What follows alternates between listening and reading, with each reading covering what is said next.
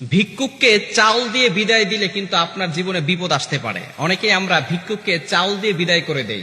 মনে রাখবেন, ভিক্ষুককে কখনো খালি হাতে তাড়িয়ে দিবেন না, কেননা নবীজি সাল্লাল্লাহু আলাইহি ওয়াসাল্লাম এটা নিষেধ করে দিয়েছেন। আল্লাহ পাক রব্বুল আলামিন নিজেও নিষেধ করে দিয়েছেন।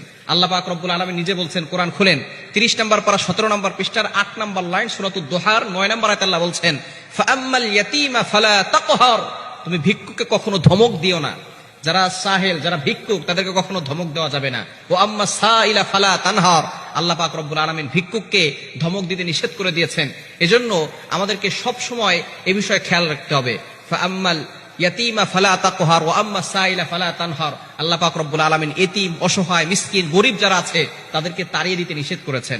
তবে দুঃখজনক হলেও সত্য, আমরা অনেকে তাড়িয়ে দেই না, তবে অনেকে আমরা চাউল দেই। ভিক্ষুক যারা আছে তাদেরকে চাউল দেয়। আবার অনেক সময় যাকাতের সময় আসলে যারা গরিব মানুষ তাদেরকে লুঙ্গি দেয়, কেউ শাড়ি দেয়। খবরদার, এই ধরনের ভুল কখনো করবেন না। যাকাতের টাকা দিয়ে লুঙ্গি, শাড়ি কিনে দেওয়া, এটা কিন্তু ইসলাম সাপোর্ট করে না। ইসলাম এটাকে নিষিদ্ধ ঘোষণা করেছে। আপনি জাকাতের কিছু দোকান আছে, জাকাতের শাড়ি কিনে, জাকাতের লুঙ্গি কিনে তারা এক একজনকে লুঙ্গি দেয়, শাড়ি দেয়। এখন আপনার তাকে দিচ্ছেন 300 টাকা দিয়ে একটা শাড়ি, কিন্তু তখন শাড়ি তার কাছে হতে হতে এত হয়ে গেছে যে এখন এত শাড়িতে সে কি করবে, শাড়িগুলো সে বিক্রি করতে যায়। যখন সে বিক্রি করে তখন সে পায় 150 টাকা। আপনি কিনেছেন 300 টাকা দিয়ে, কিন্তু সে পেল 150 টাকা।